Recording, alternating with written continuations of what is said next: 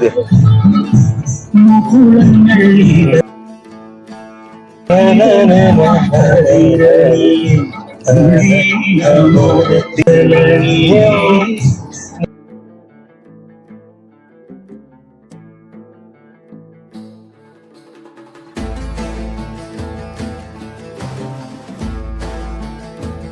AC എത്ര പോരല്ല. സാറേ ഇന്ന് എവിടെയൊക്കെ അപ്പോയിന്റ്മെന്റ്? ഇന്ന് നമുക്ക് അവിടെ ഒരു ഉദ്ഘാടനം ഉണ്ട്. പിന്നെ സ്കൂളിൽ പിള്ളേരുടെ പുതിയൊരു കെട്ടിടം അത് വെക്കുന്നതിന്റെ തറക്കല്ലിടയിൽ കൂടിയുണ്ട്. ഓ അങ്ങനെയാണോ സാറേ? അതുകൊണ്ട് അങ്ങനെ ഇന്നെന്തൊക്കെയാ മറ്റേ പൈപ്പിന്റെ പരിപാടി എന്തൊക്കെ ഉണ്ടല്ലേ? എവിടെയാ ഞങ്ങൾക്ക് പോകണ്ടത് അത് പറ. ഓ ഒന്നും പറയണ്ട, തലവേദനയാ മൊത്തം. എവിടെ നോക്കിയാണ് ഓടിക്കുന്ന? എന്ത് ഇങ്ങനെയൊക്കെ പിള്ളേരുടെ കാര്യതേ എന്ത് പറ്റി? ഇവരൊക്കെ എവിടെ നോക്കി ഓടിക്കുന്നു? ഒരു ബൈക്ക് അങ്ങോട്ട് കിട്ടിയാൽ പിന്നെ ലോകം അങ്ങ് മറക്കും. ഇതേ പോകുന്നൊരുത്തന്നെ അടുത്തത് സാറേ. ഈ പിള്ളേർക്ക് ഇപ്പോഴും ബൈക്ക് കൊടുക്കുന്ന വലിയ പ്രശ്നമാണ് കേട്ടാ. അത് തന്നെയാണോ ഇവന്മാര് റോഡിൽ സ്വസ്ഥമായിരുന്നില്ല. കുറെ കേസുണ്ട് ഇതുപോലെ. ടെസ്റ്റ് കഴിഞ്ഞാൽ ഉടനെ തുടങ്ങുമാര് ബൈക്ക്.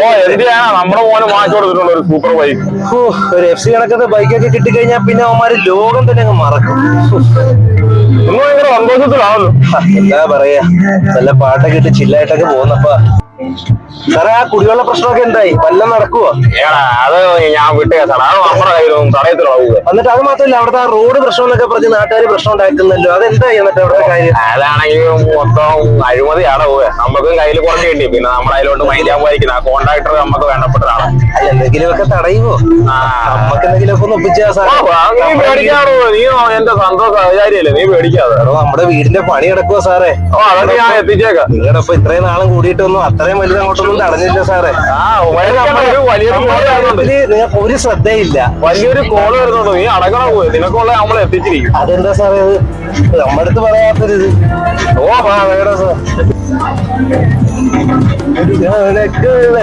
നോക്കിയാ കയറാ വണ്ടി. ഇത് ചെറുക്കം കുറെ നേരമായിട്ട് കിടന്ന് കറങ്ങുന്നുണ്ട്. സാറേ ചില്ലിയാനൊരു പാട്ടിട്ടുണ്ട്, മജയായിരിക്കും സാറേ. അങ്ങോട്ട് അടിച്ചു പൊളിക്ക് സാറേ.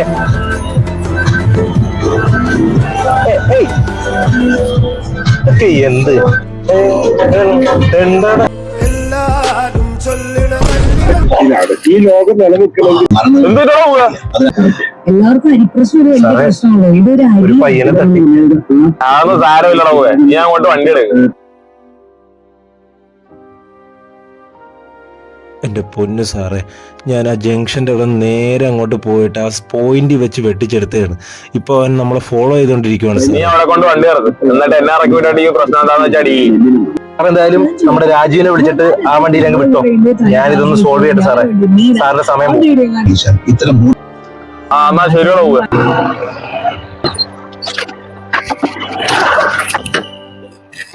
എവിടെ നോക്കിയാണ് വണ്ടി പിടിക്കുന്നതിന് കണ്ണ് കാണത്തില്ലേ? ക്ലാസ് എടുക്കണോ? ക്ലാസ് ആത്ത്.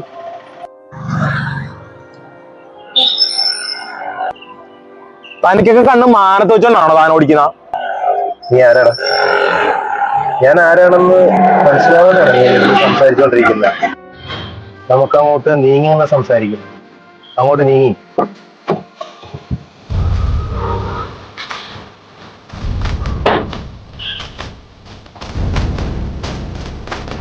മോനെ, ഞാൻ ആരാണെന്ന് അറിഞ്ഞിട്ടാണ് മോനെ നീ എന്റെ അടുത്ത് സംസാരിക്കുന്നത്. കുറച്ച് മര്യാദയൊക്കെ കാണിക്കടാ. താനാരായാലും എനിക്ക് എന്തോടോ? എന്നെ മര്യാദ പഠിപ്പിക്കാൻ താനാരാ? എന്നെ പഠിപ്പിക്കാൻ എന്റെ വീട്ടുകാരുണ്ട്. എന്റെ വണ്ടി അടിച്ച് പൊളിച്ചു വെച്ചിരിക്കുന്നുണ്ടല്ലോ, എന്റെ കാശ്മീർ മര്യാദക്കതാ. മോനാളെ മനസ്സിലായിട്ടില്ല. എടേ എംഎൽഎയുടെ ഡ്രൈവറാ മോനെ ഞാൻ. സൂക്ഷിച്ചും കണ്ടൊക്കെ പെരുമാറണം എന്റെ അടുത്ത്. ആനയെ പേടിക്കാം, ആന പിണ്ടത്തെ പേടിക്കേണ്ട കാര്യം എനിക്കില്ല മോനെ. ചില പിണ്ടങ്ങളെയും പേടിക്കേണ്ടി വരും മോനെ. ചെറുപ്പത്തിന്റെ തിളപ്പല്ലേ, അതൊക്കെ പയ്യങ്ങ് മാറിക്കോളൂടാ. പിണ്ടങ്ങളെ പേടിക്കണം വേണ്ടെന്നൊക്കെ ഞാൻ തീരുമാനിച്ചോളാം ചേട്ടാ. നിങ്ങൾ ആരായാലും എനിക്ക് പുല്ല. ഞാനൊരു സാധാരണക്കാരനാ. എന്റെ വണ്ടി അടിച്ചതിന്റെ പൈസ ഞാൻ വാങ്ങിച്ചിരിക്കും. മോനെ, നിന്റെ വണ്ടി മുട്ടിയപ്പോഴേ എംഎൽഎയുടെ വണ്ടിയുടെ പെയിന്റ് പോയടാ. കണ്ണന്തിരി കാണിച്ചിട്ട് അടുത്ത് കണസ വർത്താനം പറയരുത് മോനെ. നമ്മുടെ അടുത്ത് കളിച്ചാല് കളി മാറും കേട്ടാ. ഇന്ന് വരെ നമ്മുടെ അടുത്ത് കളിച്ചവരെയൊക്കെ നമ്മൾ കളി പഠിപ്പിച്ചിട്ടേ ഉള്ളൂ, അതറിയാലോ നിങ്ങക്ക്. എല്ലാ രാഷ്ട്രീയക്കാർക്കും ഒരു അഹങ്കാരമുണ്ട്. ഇത് കണക്കത്തെ പട്ടിണി പാവങ്ങളെ എപ്പോഴും പേടിപ്പിച്ച് കാര്യം സാധിക്കാന്ന്. ആ കൂട്ടത്തിൽ എന്നെ പെടുത്താൻ പറ്റത്തില്ല. ഞാൻ നല്ല ചങ്കൂറ്റുള്ള കുടുംബത്തിൽ എനിക്ക് ആരെയും പേടിക്കേണ്ട കാര്യമില്ല. രാഷ്ട്രീയത്തിൽ ഏത് ഉന്നതനാണെങ്കിലും എല്ലാവർക്കും നിയമം ഒരുപോലെയാണെന്ന് ഞാൻ ഇന്ന് കാണിച്ചു തരാം. മോനെ, നിനക്ക് ഇപ്പോഴും കളി എന്താണെന്ന് മനസ്സിലായിട്ടില്ലടാ. നീ ചെല്ലാവുന്നിടത്തൊക്കെ ചെല്ല്. മുട്ടാൻ പറ്റുന്ന വാതിലൊക്കെ ഒന്ന് മുട്ടി നോക്ക്. രക്ഷയില്ലല്ലോ. തന്റെ ഭീഷണിയൊക്കെ അവിടെ തന്നെ നിൽക്കട്ടെ. എനിക്കൊന്നെങ്കിൽ ഇതിന്റെ നഷ്ടപരിഹാരം എനിക്ക് കിട്ടിയിരിക്കണം, അല്ലെങ്കിൽ എനിക്ക് ക്ലെയിം ചെയ്യാൻ GD പേപ്പർ കിട്ടണം. അല്ലാതെ താനോട് ഒരടി മുന്നോട്ട് പോകും. ചേട്ടി, ഈ വഴിച്ചേരിലേക്ക് പോണ വഴി ഏതാണ്? ഇവിടെ മനുഷ്യനോട് പ്രശ്നം നിൽക്കുമ്പോഴാ വഴിച്ചേരില്ല ഞാൻ എന്റെ കാലിടും.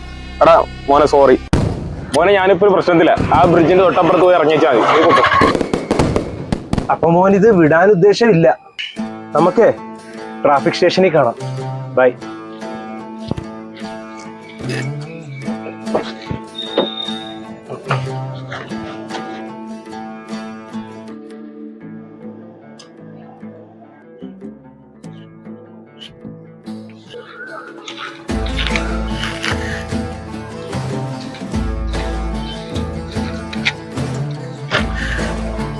എന്താ മോനെ, വല്ലതും നടക്കൂടാ?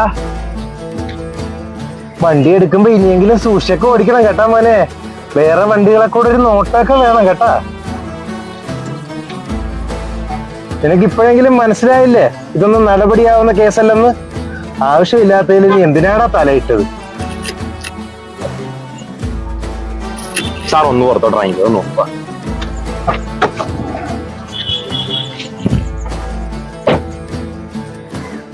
മോനെ, നിന്റെ അടുത്ത് ഞാൻ ആദ്യമേ പറഞ്ഞല്ലേ, നീ ഒരു കൊച്ചു പയ്യനല്ലേ, ഇപ്പോഴേ വലിയ വലിയ കേസുകൾ പിടിക്കണമായിരുന്നോ?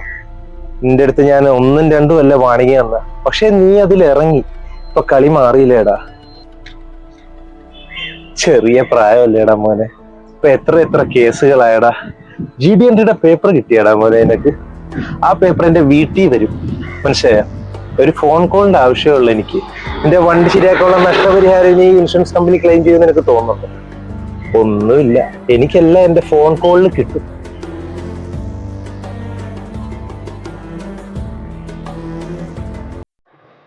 നിന്റെ അടുത്ത് ഞാൻ അപ്പോഴേ പറഞ്ഞല്ലേടാ, ഈ കളി ഇപ്പൊ അങ്ങോട്ട് മാറിയില്ലേ. ഈ ചെറിയ പ്രായത്തിൽ തന്നെ ഇപ്പൊ എത്ര കേസുകളാടാ. നിനക്ക് ഇനി ഇതിനൊക്കെ പൈസ മുടക്കണ്ടേടാ. നീ എവിടെ നോക്കിക്കോടാ നീ ഇത്രയും പൈസ? സാറ് പറഞ്ഞ ശരിയാ സാറേ. നിങ്ങളെ പുറത്തോട്ടൊന്നും കളിക്കാൻ നമ്മൾ പറഞ്ഞിട്ടില്ല. ഇത് തെറ്റെനിക്ക് മനസ്സിലായി. മോനെ, ഇത് ഞാൻ നിന്റെ അടുത്ത് ആദ്യം പറഞ്ഞായിരുന്നു. അപ്പൊ മോൻ പറഞ്ഞ് ആനപ്പിണ്ടത്തെ പേടിക്കണ്ടെന്നോ മറ്റൊക്കെ അല്ലേ മോൻ പറഞ്ഞത്. ഇപ്പൊ പിണ്ടത്തെയും പേടിക്കേണ്ടി വന്നില്ലേ? പാവപ്പെട്ടന്റെ മേലെ കുതിരയായിട്ട് പണക്കാർ പറയുന്ന സ്ഥിരം ഒരു ഡയലോഗുണ്ട്, എന്നാ താൻ കൊണ്ടുപോയി കേസ് കൊടുക്കണ്ട. നിങ്ങൾക്ക് കേസ് കൊടുത്താലും പണവും പ്രതാപവും കൊണ്ട് ഒതുക്കി തീർക്കാൻ പറ്റുന്നുള്ളൊരു ധൈര്യമുണ്ട്. സംശയമുണ്ടോ നിനക്ക്? അത് തന്നെയാണ്. നമ്മുടെ കയ്യിൽ പണവും പ്രതാപവും ഒന്നും ഇല്ല സാറേ, നമ്മുടെ കയ്യിൽ ചങ്കൂറ്റം മാത്രമേ ഉള്ളൂ. മോന്റെ തെറ്റൊക്കെ എന്തായാലും മോന് മനസ്സിലായല്ലോ. മോൻ എന്തായാലും ചെല്ല്. ഇനി ചിലപ്പോ നമ്മൾ കാണാൻ പോകുന്നത് മോൻ സബ് ജയിലിൽ വെച്ചിട്ടായിരിക്കും. അത് കാണാതിരിക്കാൻ വേണ്ടി മോൻ പ്രാർത്ഥിക്കും. സാറ് എനിക്ക് ഇത്രയും ഉപകാരം ചെയ്തെന്ന സ്ഥിതിക്ക് ഞാൻ സാറിന് എന്തെങ്കിലും തരാതിരിക്കുന്ന മോശം. മെഴുകുതിരി കത്തിച്ച് വെച്ച് പ്രാർത്ഥിക്കും.